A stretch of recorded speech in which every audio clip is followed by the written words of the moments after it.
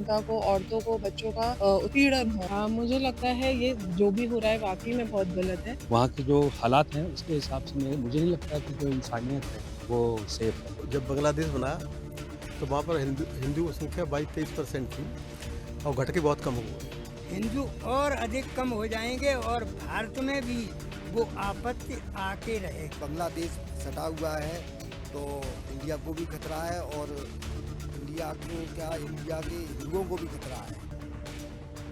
बांग्लादेश में लगातार जिस प्रकार से हिंदुओं पर हो रहे अत्याचार को लेकर अलग-अलग शहरों में प्रदर्शन देखने को मिल रहे हैं, चाहे कानपुर की बात की जाए, चाहे राजधानी की बात की जाए, चाहे दिल्ली में की जाए, तो उसको लेकर जो लोग हैं, अब वो विरोध प्रदर्शन कर रहे हैं अपने-अपने ढंग से और अपने-अपने ढंग से विरोध प्रदर्शन करके सरकार से और जो जिम्मेदार लोग हैं, उनसे ये माँग कर रहे हैं कि जो वहाँ अत्याचार हो रहा है, उसको किसी प्रकार से रोका जाए। हमारे साथ कई लोग बात करने गए हैं, प्रयास करते हैं। क्या नाम है आपका? मेरा नाम डॉक्टर सुभाषिनी खन्ना है।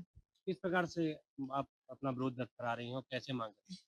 हम लोग समय-समय पर यहाँ पे जाकर के जितने भी लोग हैं पब्लिक एरियाज़ में जाकर के, पार्क में, गार्डन्स में जाकर के धरना प्रदर्शन करके शांतिपूर्वक अपना एक निराशा प्रकट कर रहे हैं कि इस तरीके की जो भी चीज़ें हो रही हैं बांग्लादेश में, वो इस्कॉन टेम्पल के अंदर हो या चिन्मय दास जी का अरेस्ट हो या फिर मंदिरों का खंडन हो या वहाँ की आम जनता को, औरतों को, बच्चों का उत्पीड़न हो और जिस तरह के हादसे हो रहे हैं, जैसे वीडियोज़ आ रहे हैं, उनको रोका जाए और सरकार तो जो कर रही है, वो ज़्यादा बहुत कुछ समझ नहीं आ रहा लेकिन जैसे राजनैतिक दल है, गैर राजनैतिक दल है, धार्मिक संगठन है, इस तरह के लोग जो सड़कों में जाके अपना विरोध कर रहे हैं, तो एक अच्छा मजबूत कदम उठाना चाहिए और उधर की चीज़ों को रोका जाना चाहिए। आप किस तरीके से अपने माध्यम से किस माध्यम से या सोशल मीडिया के माध्यम से या कैसे सरकार से या अन्य लोगों से अपील करना चाहते हैं? मैं तो डेली वहाँ के जितने भी पोस्ट हैं, जो वीडियोज़ हैं, जो मेरे पास आते हैं वहाँ के बांग्लादेश के, लगाती हूँ और प्रतिदिन सुबह-शाम लोगों से अनुरोध करती हूँ कि आप भी इसमें जुड़िए, इसको आगे बढ़ाइए और ज़्यादा से ज़्यादा लोगों से अपने सोशल मीडिया के थ्रू लोगों को बताइए कि हम लोगों को कैसे एकजुट होकर के इन सब चीज़ों को रोकना है। और मैम क्या नाम है? मेरा नाम प्रियल अग्रवाल है। जिस प्रकार से बांग्लादेश में हो रहा है आपने कई चीज़ माध्यम से देखा भी होगा, कैसे देखते हैं? क्या बोल मुझे लगता है ये जो भी हो रहा है वाक़ई में बहुत गलत है, बट हम इसमें अपना सपोर्ट इस तरीके से कर सकते हैं कि वहाँ के लोगों के साथ जो हमारी ट्रेडिंग चल रही है, गवर्नमेंट को उस पे थोड़ा-सा ध्यान देना चाहिए, वो हमें धीरे-धीरे कम कर देनी चाहिए।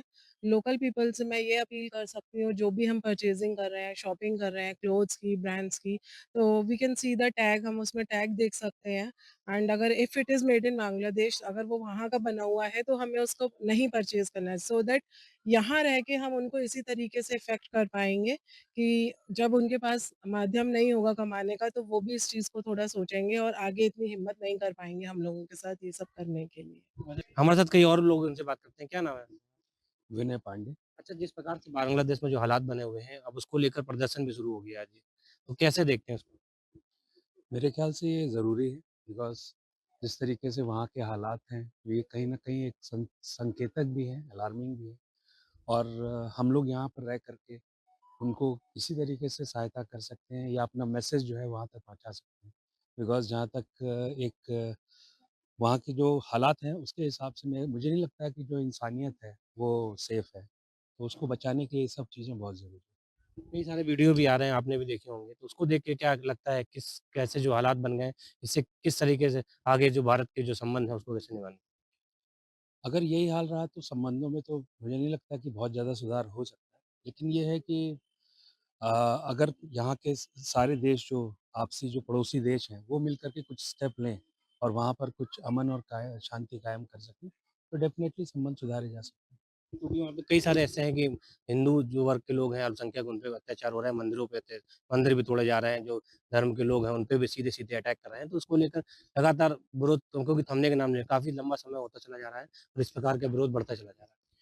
हाँ, बिल्कुल ये रुकना चाहिए क्योंकि कहीं न कहीं ये हर देश के लिए बहुत ही जिसे कहते हैं ना अपमान वाली बात है, अपमानजनक स्थिति है। तो इसका बिल्कुल उसको रोकने का पूरा प्रयास करना चाहिए और जहाँ तक हिंदुओं के अस्तित्व की बात है, तो ये वाक़ई एक हिंदुत्व की लड़ाई है और हम सब लोगों को मिलकर भी इसके खिलाफ आवाज़ उठानी चाहिए। आप क्या मैसेज देना चाहते हैं समाज को? मैं तो यही मैसेज देना चाहता हूँ कि धर्म कोई भी बुरा नहीं होता, लेकिन अगर धर्म के खिलाफ राजनीति करी जाए तो वो सबसे बुरी बात है।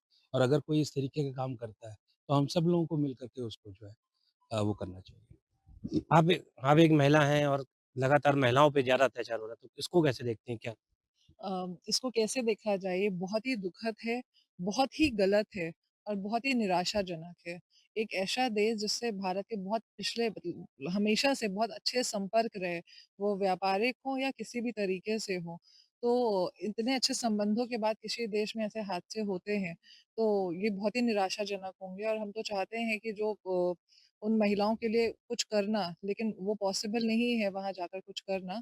तो यहाँ से ही हम सभी महिलाओं के थ्रू जो भी मैसेज होता है वहाँ पहुँचाने की कोशिश करते हैं कि एक भारतीय नारी या एक हिंदू महिला या एक सनातनी महिला हमेशा बहुत मजबूत होती है। तो वो हिम्मत ना हारें, जैसे भी कठिनाइयों का समय है, समझदारी से अपने आप को मजबूत बनाते हुए निर्णय लें, अपने आप को मजबूती से वहाँ से उस हालात से निकलने की कोशिश करें और जो भी यहाँ से हम लोगों से हो सकेगा वो हम लोग बिल्कुल करने की कोशिश कर रहे हैं। कई लोग और भी हैं सर हमारे साथ हैं। क्या नाम है सर आपका? मेरा नाम आयुष है। अच्छा जिस तरह के हालात बांग्लादेश के बने हो, आप क्या किस तरीके देखते हैं और क्या करना चाहिए भारतवर्ष को? देखिए, रही बात विरोध की, तो विरोध प्रदर्शन का भी, क्योंकि मैं व्यापारी वर्ग को बिलॉन्ग करता हूँ, तो विरोध प्रदर्शन का कोई ख़ास मेरे पास टाइम नहीं रहता है। लेकिन अपने माध्यम से ये बताना चाहता हूँ कि मेरा गुड़ का काम है, खजूर गुड़, जो कि बंगाल और बांग्लादेश का प्रोडक्ट रहता था।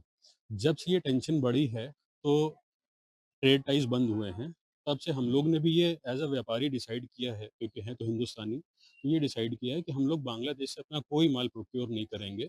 लोकल आर्टिसन, इंडियन आर्टिसन से ही अपना माल बनाएँगे और इसको आगे फॉरवर्ड करेंगे। तो ये मेरा विरोध प्रदर्शन करने का एक तरीका है कि ट्रेड टाइज़ खत्म होनी चाहिए, बिल्कुल होनी चाहिए। हम वहाँ के लोगों को अब आर्टिसन को क्यों प्रोत्साहन दें? तो ये मेरा अपना कानपुर में रह के अपना एक तरीका है, माध्यम है, और मैं इस बात से बिल्कुल सहमत हूँ कि विरोध होना चाहिए और सबको विरोध करना चाहिए इस बात का।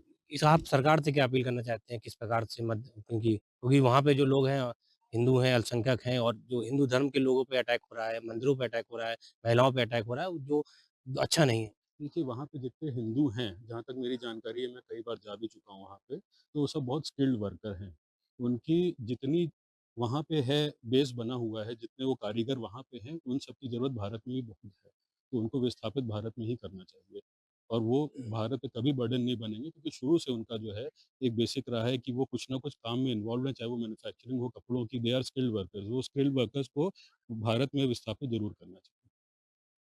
हमारे साथ जो लोग थे वो बता रहे हैं कि लगातार कि अगर मदद करने के कई सारे तरीके हैं, हम लोग को सबसे पहले सरकार को जो उनसे व्यापारिक संबंध है, उसमें थोड़ा ध्यान देना चाहिए और जो संबंध है उसमें सरकार की तरफ से पहल करनी चाहिए और उसको व्यापारिक संबंधों को देखते हुए उन जो सरकार है, उनसे ये कहना चाहिए और व्यापार धीरे-धीरे उनसे कम कर देना चाहिए। जब तक वहाँ के जो हालात हैं, वो सामान्य नहीं होते, तब तक किसी किसी प्रकार का कोई भी ट्रेड या कोई भी व्यापार बांग्लादेश से नहीं करना चाहिए।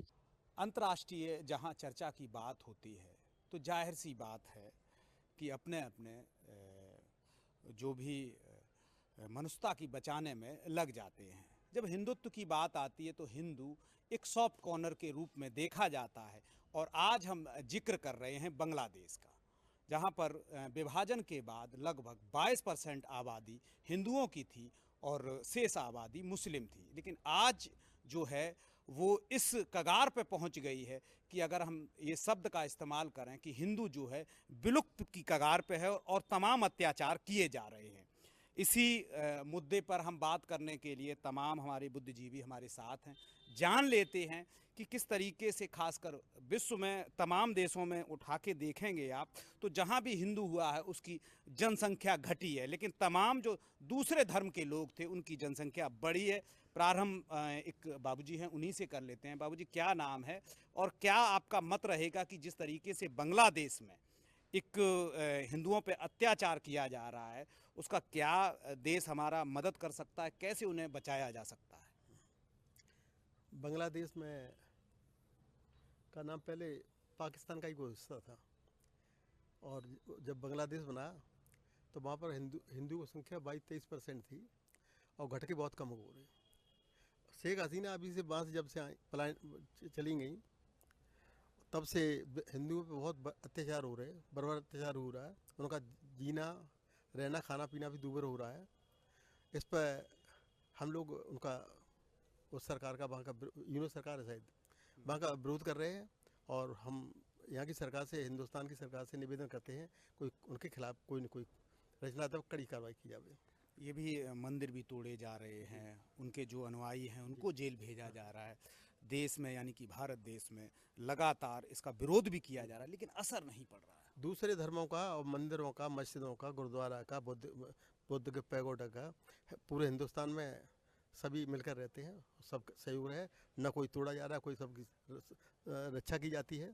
और अगर उसमें होता तो ये जघन्य अपराध है। सरकार इसमें हस्तक्षेप करे, क्या लगता है? सरकार जिस तरीके से सिर्फ तमाम लोग अपना, खासकर इंडिया के लोग हैं, अपने लोगों की बात कह रहे हैं, अमेरिका में भी कुछ इस तरीके से विरोध देखने को मिला, लेकिन उन जो वहाँ की सरकारों से भी बात की जा रही है, ये काफ़ी हद तक ठीक है। हाँ, बांग्लादेश का जो पाकिस्तान का भाग है, जैसा सांपनाथ वैसा ही नागनाथ होता है। वो अपनी नीतियों को सदैव मुस्लिम धर्म के साथ जोड़ता है। हिंदू धर्म को कोई भी प्राथमिकता उस धर्म से नहीं मिल रही है। हिंदुओं की जनसंख्या वहाँ पे 22% थी, वो घटकर अब नील हो गई है। और आने वाला समय भारत की यही नीतियाँ रहीं। शेख हसीना के बाद भारत और नेपाल सीमा पर चीन से संपर्क करता रहा तो हिंदू और अधिक कम हो जाएंगे और भारत में भी वो आपत्ति आके रहेगी। हमारा सभी सरकार से, अपनी सरकार से ये अनुरोध है कि वो इसको, इस नीतियों से तटस्थ रहें, बल्कि घुले मिले न, और अपने हिंदुत्व की सदैव रक्षा करें। काम करें, राजनीति ना करें। राजनीति न क्या लगता है, जिस तरीके से लंबे अरसे से देखा जा रहा है कि जितना हिंदू लिबरल हो रहा है उस पर उतना ही अत्याचार किया जा रहा है, क्या इसी तरीके से हमें अपना, चूँकि हम यहाँ इंडिया में तो बहुसंख्यक हैं, लेकिन अपनी बात कहने में भी यहाँ भी हमें डर लगता है। डर लगता है। बिल्कुल, जिस तरीके से मुसलमान की जनसंख्या यहाँ भी बहुत बढ़ रही है। जब हिंदुस्तान आज़ाद हुआ था तब यहाँ मुस्लिम जो थे वो 3 से 4 करोड़ लोग थे, जो आज बढ़कर लगभग 25 करोड़ की स्थिति पे पहुँच गए हैं और लगातार बढ़ते ही चले जा रहे हैं। और सरकार में भी वो पूरी तरीके से घुस गए हैं और उस पर पूरा हम लोगों के ऊपर प्रेशर बनाए हुए हैं। हम लोगों को आगे कार्य नहीं करने देते हैं, सारे कार्यों को बाधित कर रहे हैं। तो हमारा सरकार से यही निवेदन है कि इनके लिए कोई नए कानून बनाए जाएं जाके, जिससे इन पे रोक लग सके। बाहर अन्य देशों में जिस तरीके से हिंदुओं के ऊपर अत्याचार हो रहे हैं, उसके लिए भी सरकार को कठोर कदम उठाने चाहिए, एक नीतियां बनानी चाहिए जिससे क्या कहते हैं हिंदुओं पर कोई अत्याचार ना हो सके। कि जिस तरीके से तत्कालीन प्रधानमंत्री इंदिरा गांधी ने जो स्टेप उठाया था, क्या अब मोदी सरकार को वो स्टेप उठाने की ज़रूरत है? क्योंकि लगातार आगाह करने के बाद भी बांग्लादेश में कोई सुधार नहीं आ रहा है। बिल्कुल उठाना चाहिए, क्योंकि इंदिरा गांधी ने, उस समय तो मैं नहीं था, लेकिन मोदी की सरकार जब 2014 में आई थी तो यही हिंदूवादी के कहने पर आई थी कि हम हिंदूवादी का पूरा सपोर्ट करेंगे, हिंदुओं को आगे बढ़ाएंगे।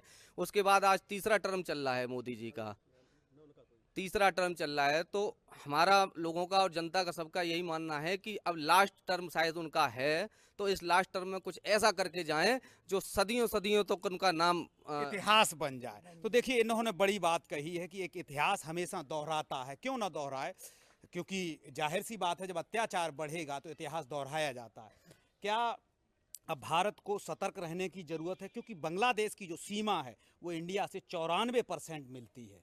तो अभी तक जिस तरीके से उठापटक बांग्लादेश में चल रही है, अगर दूसरे देशों की सीमा मिलती होती जैसे पाकिस्तान में मिल रही है, तो हो सकता था कि दूसरे देश जो उसको अपने गोद में ले लेते और खेलने लगते। भारत के लिए कहीं ना कहीं वो आगे चल के भविष्य में खतरा बनता। क्या ऐसा लग रहा है? जी बिल्कुल। इंडिया के प्रधानमंत्री को ये सोचना चाहिए कि जब बांग्लादेश सटा हुआ है तो इंडिया को भी खतरा है, और इंडिया को क्या, इंडिया के हिंदुओं को भी खतरा है ना। और इस गहन मुद्दे पे मोदी जी को आपातकालीन मीटिंग बुला के और इस पे विचार विमर्श करना चाहिए और तुरंत हिंदुओं की सुरक्षा के लिए कड़ी से कड़ी कार्रवाई करें और संयुक्त राष्ट्र को भी सोचना चाहिए, इस पे विचार विमर्श करें। बांग्लादेश पे हो रहे अत्याचार हिंदुओं पर बहुत ही भयानक हैं। भारत की राजनीति की बात करें तो अगर खासकर जहां इंडिया में अल्पसंख्यक यानी कि मुस्लिम की बात आती है तो सब नेता भी दौड़ के सड़क पे आ जाते हैं, लेकिन अगर बांग्लादेश में अगर बहुसंख्यक इंडिया में जो हैं और वहां अल्पसंख्यक की बात आती है तो कोई खुलकर नहीं आता है। जी बिल्कुल, इंडिया में जो है मुस्लिम, इंडिया में तो वोट की राजनीति नहीं है, लेकिन जो है मोदी जी इसीलिए आई थी हमारी कि जो है हिंदू नेता के रूप में आई थी और अल्पसंख्यक लोगों को आवाज़ बोलने की हिम्मत नहीं थी मोदी जी के सामने। तो ऐसे ही होना चाहिए कि वहाँ भी डरें, मोदी का नाम जो है वहाँ भी फैले और वो डरें। हिंदू सम्राट की बात कही है कि हिंदुत्व की वजह से यहाँ जो सरकारें खासकर राज्य की और केंद्र में बनी हैं, लेकिन बाहर अंतर्राष्ट्रीय स्तर पर हमारी ख्याति बढ़ी है, लेकिन जिस तरीके से हिंदुओं को दबाया जा रहा है, जिस तरीके से हिंदुओं को परेशान किया जा रहा है, ये सरकारें उस बचाव के लिए कटिबद्ध खुल के नज़र आती हैं क्या? आपको सीधी बता दें, ये सारी चीज़ें राजनीति से जुड़ी हुई भी हैं और नहीं भी। कैसे कि एक तरफ जहां अगर कोई बात जैसे हिंदुत्व की बात करे तो दूसरा तुरंत वो करता है। ये बात सही है कि आज अगर जैसी बांग्लादेश में स्थिति है, पाकिस्तान में स्थिति है, वो दिन दूर नहीं कि जो अगर अपने अंदर सुधार नहीं किया तो भारत में भी आपको मतलब हम गुलाम हो जाएंगे, निश्चित रूप से। अगर हम ना सुधरे, अगर हमारी पीढ़ी अगर ना जागी तो आने वाला भविष्य हिंदुओं के लिए खतरा। जनसंख्या गुणात्मक रूप से बढ़ रही है, इस पे खास तौर से प्रधानमंत्री को ध्यान अंकुश लगाना चाहिए और जो धर्मनिरपेक्ष हिंदुस्तान अपने संविधान में रखे वो सापेक्ष होना चाहिए, जब जैसा पाकिस्तान में वैसा ही होना चाहिए। भाई पाकिस्तान मुस्लिम कंट्री है, इस्लामिक कंट्री है, तो भारत हिंदू कंट्री होनी चाहिए। हाँ, सीधी हिंदू कंट्री होना चाहिए, प्योर हिंदू कंट्री, क्योंकि प्योर होना चाहिए। सनातन भारत को जब तक हिंदू कंट्री प्योर नहीं होगा तब तक हिंदुत्व की रक्षा होना असंभव है। राम अवतार सिंह यादव। तो देखिए, बहुत वृद्ध जरूर हैं लेकिन शारीरिक दक्षता भी कम काम कर रही, लेकिन जो अंतरात्मा है वो बता रही है कि जीवन तभी चलेगा जब आप तटस्थ होकर खुल के निर्णय लेंगे। चलिए, और इसी क्रम में और भी हमारे भाई एक साथ हैं। क्या लगता है, कुछ जिस तरीके से लगातार हिंदुओं पे हमले बढ़े हैं, निरंकुश हो गए हैं लोग क्या? निरंकुश तो नहीं होगा वैसे देखा जाए, क्योंकि सरकार भी अब फुल फ्लैश में नहीं है। सरकार भी, उनके सपोर्टर है जो, वो सपोर्टर उन पर प्रेशर डाल रहा है मोदी जी पे इस तरह कार्रवाई बांग्लादेश में ना किए जाए। कोई खुल के नहीं विरोध कर पा रहे हैं, लेकिन कहीं ना कहीं तो मोदी जी कर रहे हैं। लेकिन चूंकि इजराइल जैसे कर रहा है, उस पर आक्रमण ईरान पे कर रहा है, वो फुल फ्लैश में कर रहा है, उसे डर नहीं किसी का। लेकिन इंडिया में ऐसा है कि वोट की राजनीति की वजह से कि हमारे जो सरकार पूर्ण बहुमत में तो है नहीं, तो वो पड़ोसी है ना जो पार्टी के सहयोगी दल, उन पर प्रेशराइज कर रहे हैं, इसलिए वो नहीं कर पा रहे हैं। तो देखिए, तमाम हमारे ये साथी थे, इन्होंने खुल के बात किया, अपना अपना विचार भी किया, लेकिन तमाम जो लब्बो लबाब निकल के आता है कि कदम कौन उठाए। कदम जिसको अधिकार दिया है, जिसको पावर दिया, यानी कि सरकार, वही निर्णय लेगी। अब किस तरीके से बांग्लादेश में हिंदुओं की रक्षात्मक रूप में भारत आएगा या उनको उसी हाल पे छोड़ दिया जाएगा, ये तो भाग्य के गर्त में छुपा हुआ है। Praveen Saxena, JMD news, Mainpuri.